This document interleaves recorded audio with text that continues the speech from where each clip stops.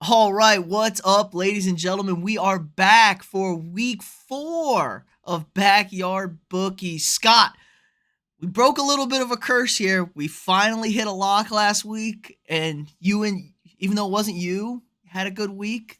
1 and 1. Feels like we're heading in the right direction now. I mean, my lock's still pushed. So hey, it wasn't a loss Winning for week. either one of us, but yeah, 3-1-1 this week. Did pretty well. All those honorable mentions too hit pretty well too. If you would have locked in those, and you would have won a little money too. But all in all, better week than we have in the last few. So I mean, unfortunately, I didn't get any real bets in on those, but I mean, it is what it is. This week will be different. I'm sitting here in a hotel in New York, so put these bets in here a little bit on FanDuel, and we'll see how we can do this weekend. Oh, it's so nice with legalized gambling. You did cash out last night with Chubb in the end zone. It was a lot closer. Good thing you were at the baseball game. You didn't have to see how close it actually was to get that in. But let's recap last week for you. So you hit your $20 bet over 40.5 in the Cal Notre Dame game. That was a good call. There actually was some offense in that game. $40 bet. USC covered the 12.5 against Fresno State. Didn't hurt that Fresno State's all-conference quarterback ankle imploded to start the third quarter. So it was looking good, but then it really put it over the edge. There, you hit your you missed your $60 bet. Nebraska did not show up against the Sooners. Oklahoma pretty dominant right there in that game. Yeah, I'm going to go ahead and put Nebraska on my do not bet list for the rest of the year. They're pathetic. I don't care who's the head coach, who's the quarterback. They're pathetic. So, I mean, they got a Big Ten slate coming up soon. I mean, they're just going to get rolled. So I'm pretty much done betting on them. It's I shouldn't have done it to begin with, but I'm not a should have guy, as you know. But yeah, it was a tough one. maybe Scott Frost wasn't a bad coach because he would have lost that game by 1 score, instead of 3. You actually hit another lock. That's 2 weeks in a row. We've hit an underdog. 2 weeks in a row. The Kansas Jayhawks on the money line. Strong bet. KU's got a competent football team finally. They must have learned from the basketball squad there.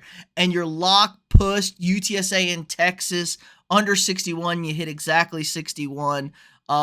The mustard killed you there. He had a couple of monster runs in the second half. That game was real close and really good looking good with the under through the first 2.5 quarters or so.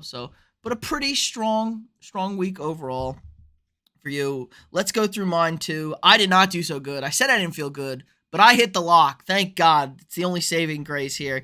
I missed UTSA plus 12.5. Like I said, was looking good for 2.5 quarters, and then Texas pulled away there from them. Missed the over 74.5 in USC Fresno. It was kind of close. I knew it was over as soon as the quarterback for Fresno State went down. I was like, they're not going to be able to score. USC is going to pull off the gas on top of it, but they look good. Somehow, Miami didn't cover 6.5 for my $60 bet against the Aggies.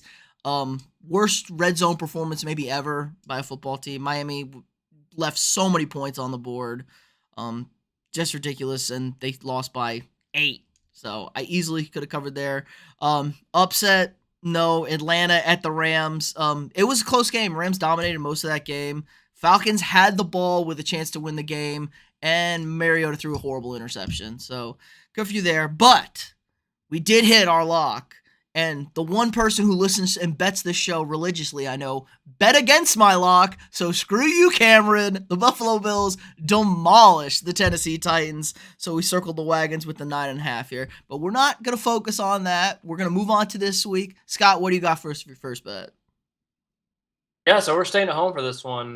So we got Tech in Texas. They're at Tech this week. Normally, like last four years, it's been pretty much a shootout.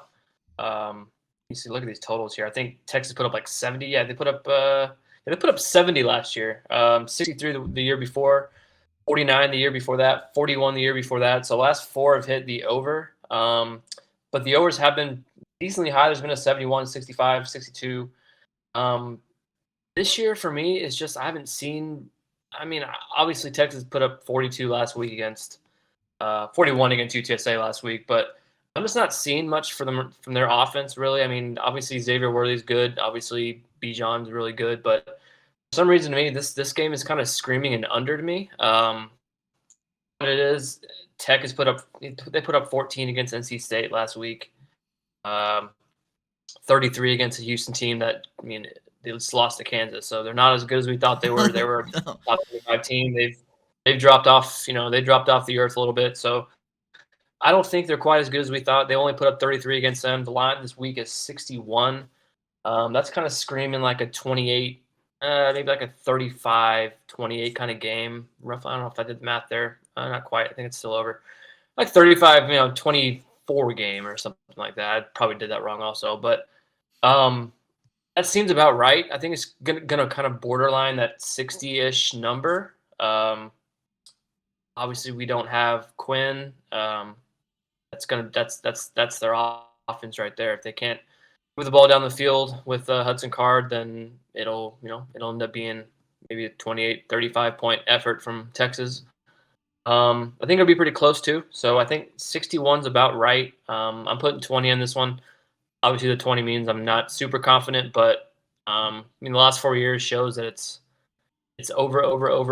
But I don't know. I have this feeling that it's going to be under. So we're going to take the under 61 in Texas and Texas Tech. All right.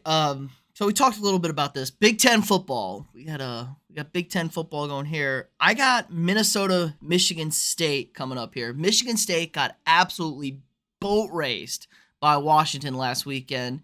Now say what you want. Washington's kind of surprising people with this offense here. Big Ten quarterback Michael Penix Jr., former Indiana quarterback, lit them up. And they got PJ Flex Bunch coming into town with Minnesota, and I really like the Gophers in this spot. They're a 1-point favorite. I like the Gophers here. Number 2 in the country in rushing the ball. So they're great offense. 76 in passing, number 2 in rushing, 12th in yards per play. I always like to look at the yards per play. That's a big number. Can you move the yards? Do you get chunk plays? They've also 3-0. They've covered a lot of lines this year. They destroyed Colorado last week. Now, Colorado's pretty terrible, but and they beat our New Mexico State Aggies 38-0 week 1. So they are doing a good job covering here. And I think Michigan State looks bad. The secondary was atrocious against Washington. So a team that dominates running the ball is playing a team that's not very good on the back end on top of it. So when they do have to pass, they'll be able to take advantage of it. I think Michigan State's in a really awkward spot here. Mel Tucker, a lot of hype a few years ago, getting that big contract, looked great, but he has not been good towards the end of last year and this year, especially on the defensive side of the ball. Michigan State's just hemorrhaging points. They're 91st in points against in the country, and it's not like I said, they've only played one big-time game against Washington. Played Akron, gave up nothing to Akron, but he gave up 13 to Western Michigan, and then 21 to, that was last year. So, yeah, but they got killed. They're 39th or 91st in points. I don't think their offense is going to be able to do anything either. Just kind of a middle-tier offense in the 40s and 50s. So I think this one, the Gophers are a good team. I think they're going to win that Big Ten West over there and probably get the Buckeyes. So I like Gophers here. I'll swallow a point on the road. Not a big fan of Michigan State and what they're putting forward. Yeah, and it's moved a couple points. So I think Minnesota's now -3. So you're even better. I'll take a field goal too. Either way, if you took it when it was -1, then didn't take that. But it's looking Minnesota's way. They have a pretty good defense. They've only given up like 3 touchdowns this year, roughly. Yeah. So 2 touchdowns. So if anything, the under too, 50 and a half. I mean, they can maybe go 2 touchdowns in Michigan State and hit that under like 28-14 or something. So yeah, I like Minnesota a lot in that game. Always bet Big Ten unders. Big Ten unders, right? Yeah. Always Big Ten unders. And on top of that, I don't know if you saw the Iowa Rutgers this week is the lowest under ever in a college football game. I think it's like 33 and a half. I actually like the over in that game. Yeah, I'm known to pick like pretty low unders in the 30s, but that's pushing it right there. I don't know if I'd even try that one. Anyway, for my second game, $40. I picked them a few times already this year. They've done good for me. The USC Trojans, -6 against Oregon State. Obviously, this is a little better matchup. They're on the road in Corvallis, playing a pretty good Oregon State team.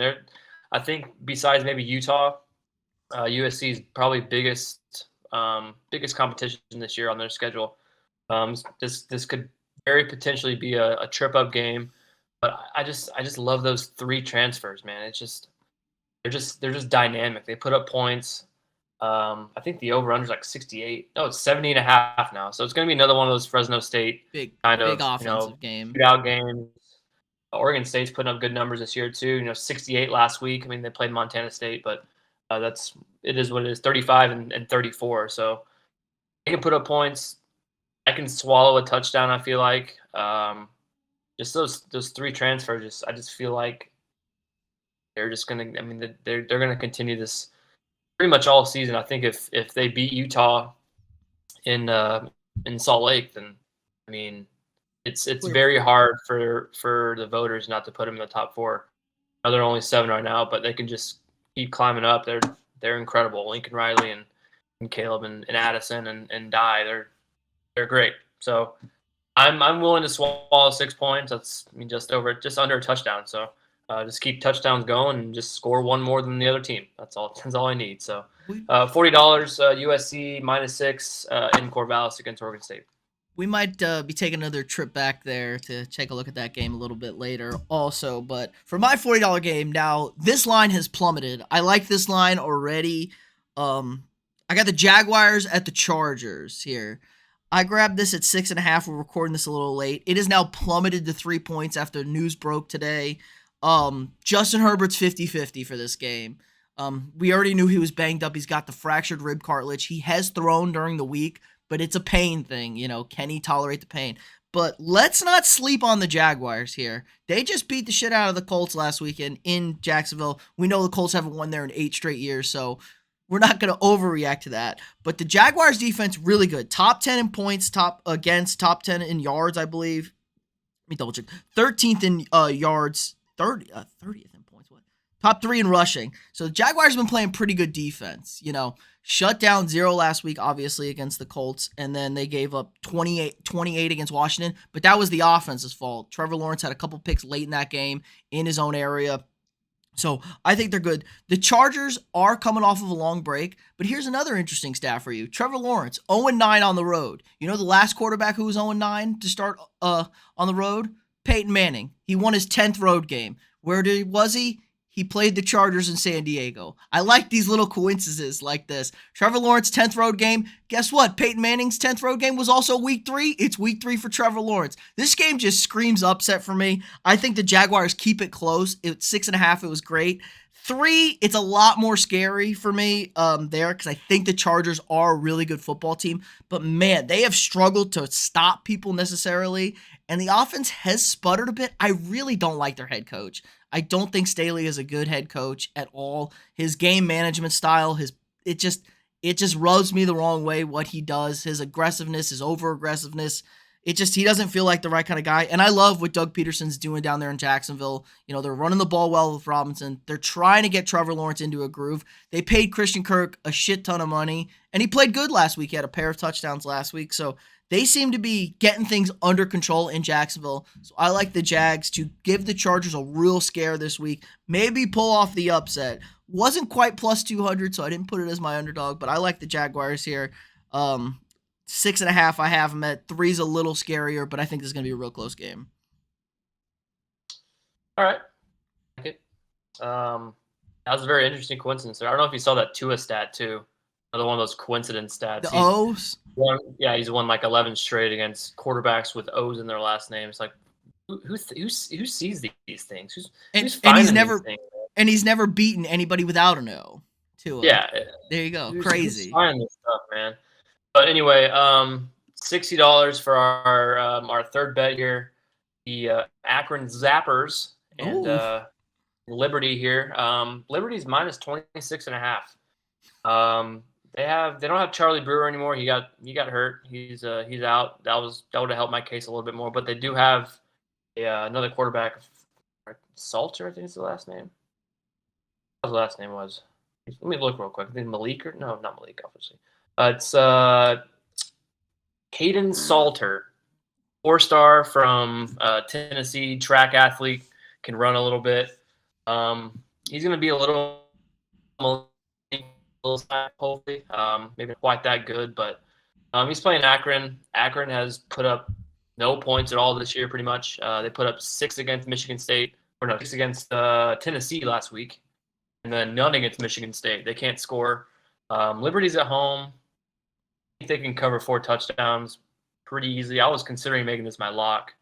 Um, Liberty, even without Malik Willis, they seem like they're playing pretty well. So I mean, 26 and a half. I think they can get that done. A lot of people in action picking Liberty. 63% are on Liberty.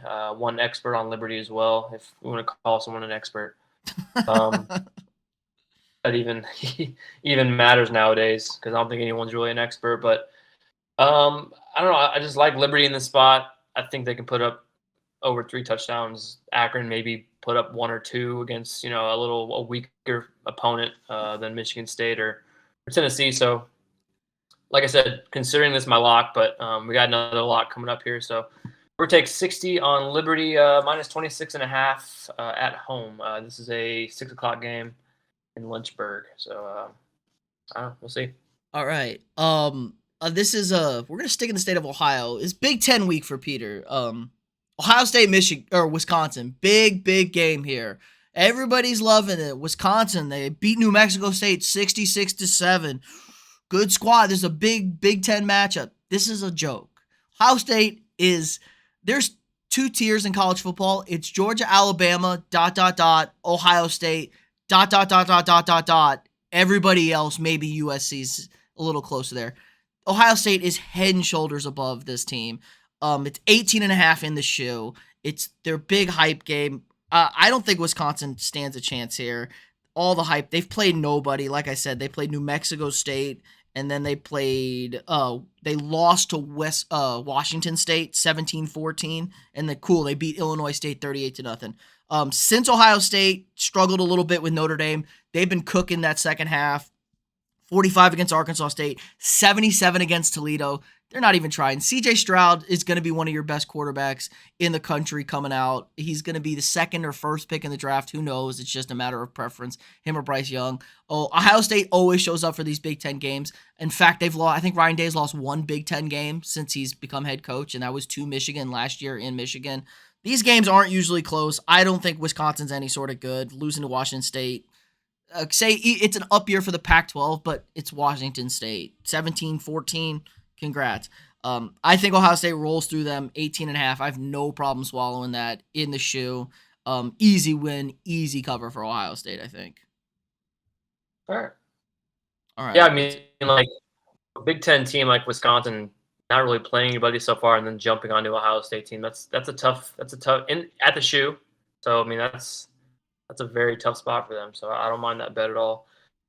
Cool for my my money line.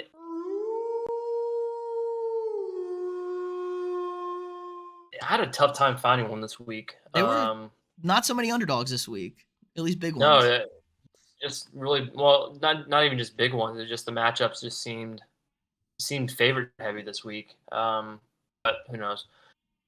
I found one. It's mostly just a name versus name game here. Also a name that just beat a team that's they're a decent name. UCLA. They beat UCLA last week. South Alabama is at home against Louisiana Tech. If you follow Louisiana Tech football at all, even just a little bit, normally they can put up some good points. They're not very good this year. I will say that they're pretty terrible. But they did put up 20 against Clemson, 52 against Stephen F. Austin. So they can score a little bit. They're 13-point dogs. Like I said, mostly just a name versus name. It's not a Big Ten versus whack or something kind of game. It's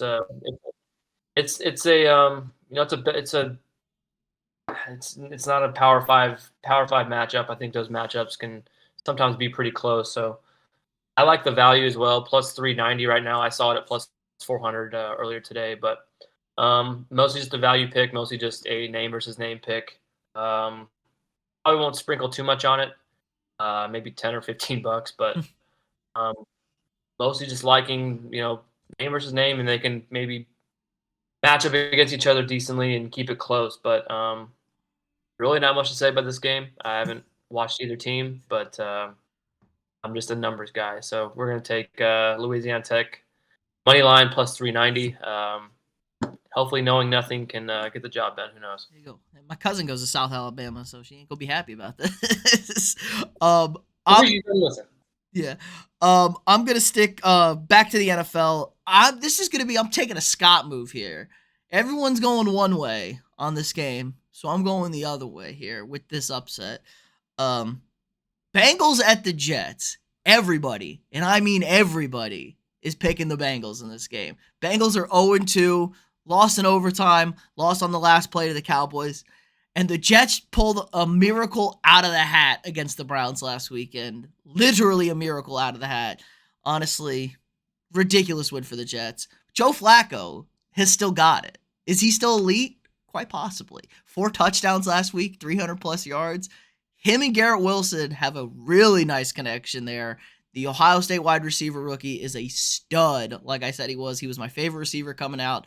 They look good. The Jets look competent.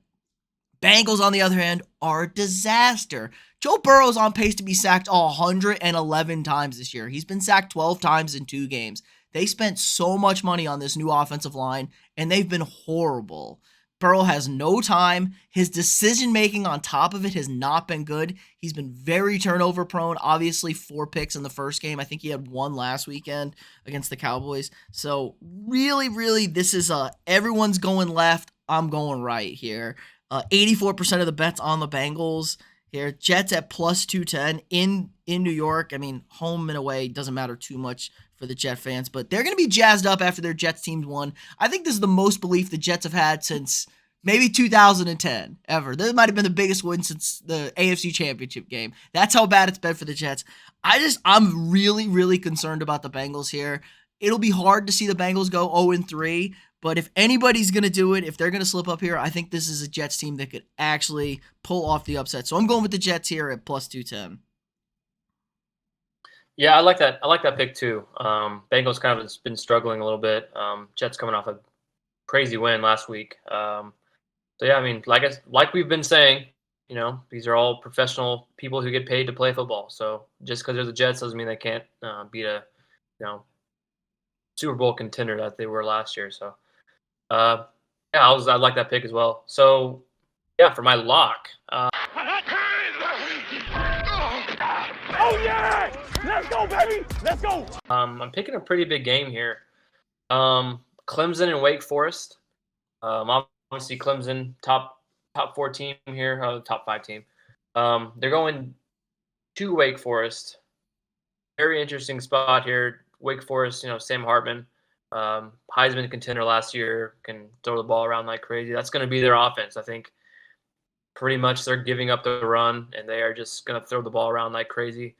Same with Clemson. They're going to be – well, not same with them. They're going to be the opposite. DJ can't really throw the ball very well. He's not doing well since that Notre Dame game that he somehow showed up and threw for 400 yards and went crazy, and then he forgot how to play since then. They're very run heavy. Wake Forest pass heavy at home, but I think Wake Forest knows their identity. They've shown it again and again. They had a tough week last week against Liberty, barely winning by 1, but they did get the job done. I don't know, for some reason I feel like Wake Forest can pull this off, but I'm not going to take the money line. They are 7.5 point dogs right now. I think it's actually 7 right now, but it started at 7.5 at home with a very good quarterback. I guess a team that's going to have pretty slow pace. Sam Hartman can just probably 2-3 minute drives, and then they give the ball over to Clemson. They have to kind of deliberately drive down the field. So that can take some some energy out of Clemson a little bit. But I like Wake Forest plus 7. It's not the most popular pick right now. I think Clemson's actually it's Clemson 75% of the bettors right now. Money line 78% on Clemson, and the over is even being picked 86%. The 55.5, which it could happen. I could see Wake Forest putting up a bunch of points with that high-powered passing offense. So yeah, I like Wake Forest plus 7. It is a scary game, but it is a ranked game, 5 versus 21. So I just like the quarterback matchup. I like the better quarterback. I feel like quarterbacking. DJ is not really a quarterback. He's more of a runner and, He hands and the ball off, sometimes can throws hand it. the ball off. So noon game Saturday. So lock right away. Hopefully that doesn't. If I lose it, doesn't set the tone for the rest of the week. But Wake Forest +7.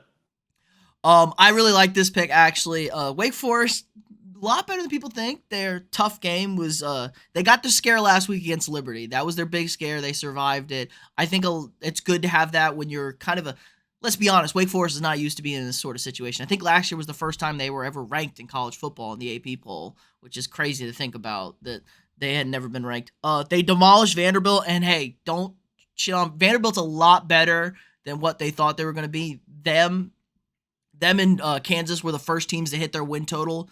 I mean, their win total in Vegas was 2.5. Both teams have 3 wins within the first 4 weeks. So I think that's a big deal. Vanderbilt's not a sleeper. They dominated it. Like I said earlier, there's a big gap between teams. I don't think Clemson's that good. I really don't. I think they're just kind of a mid-tier team. So I really like Wake Forest here with that one. For my lock of the week, I had a lot to go through, man. There were some juicy lines out there.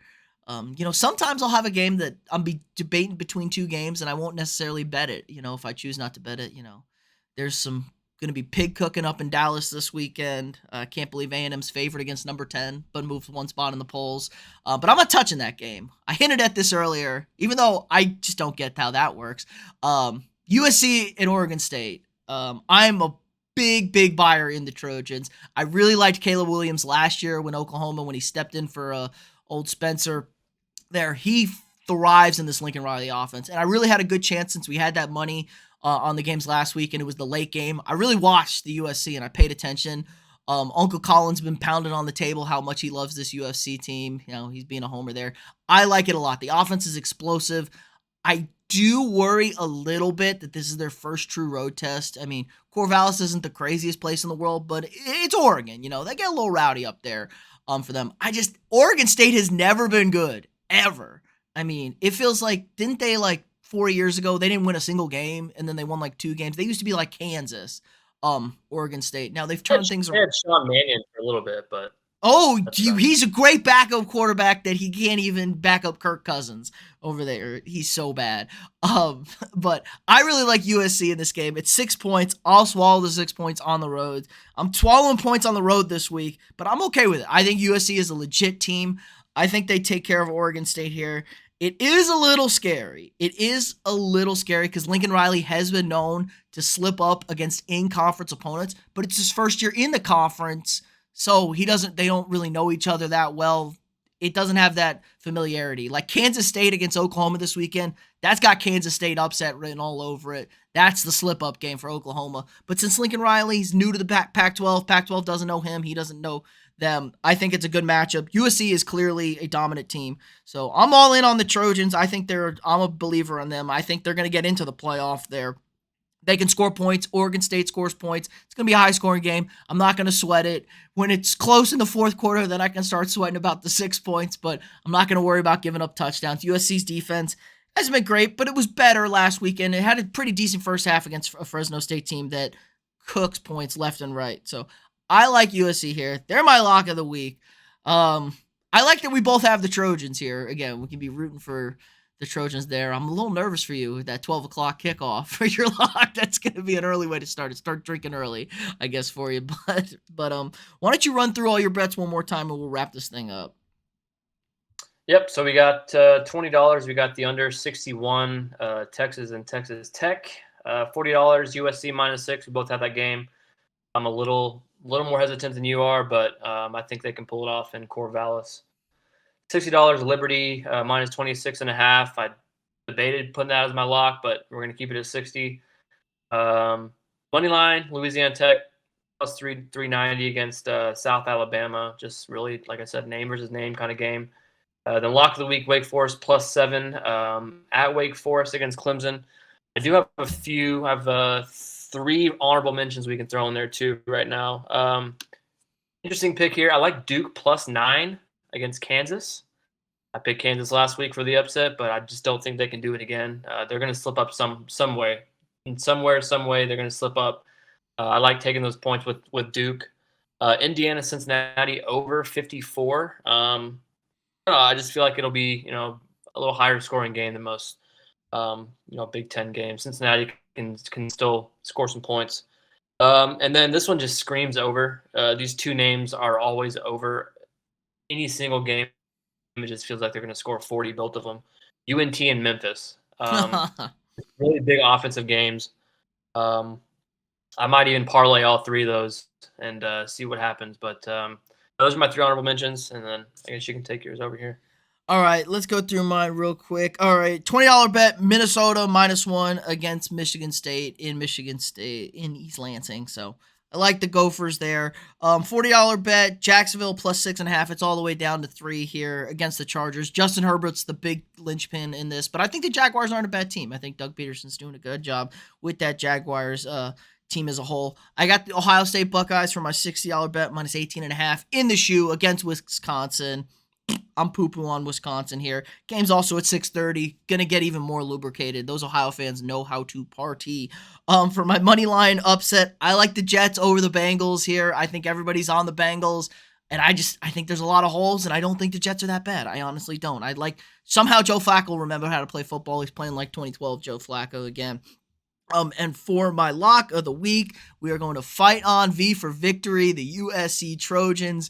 Going to swallow the 6 points against Oregon State. The Beavers, not a chance against there. You ever seen a Beaver fight a Trojan? Trojan's got a sword. Okay, Beaver stands no chance. I cut it right, stick it right in the head, right there in the halftime field. So that's good. I'm feeling a lot better than I felt last week. I'm sure you are too. We're starting to get the feet going, get a little traction underneath these picks. So it should be good. That's gonna do it for us this week. Put up all the links. I'll link it up. Check us out. Gamble if you want. Be responsible, people. Don't be like us. Don't be a degenerate. And we'll see y'all next week.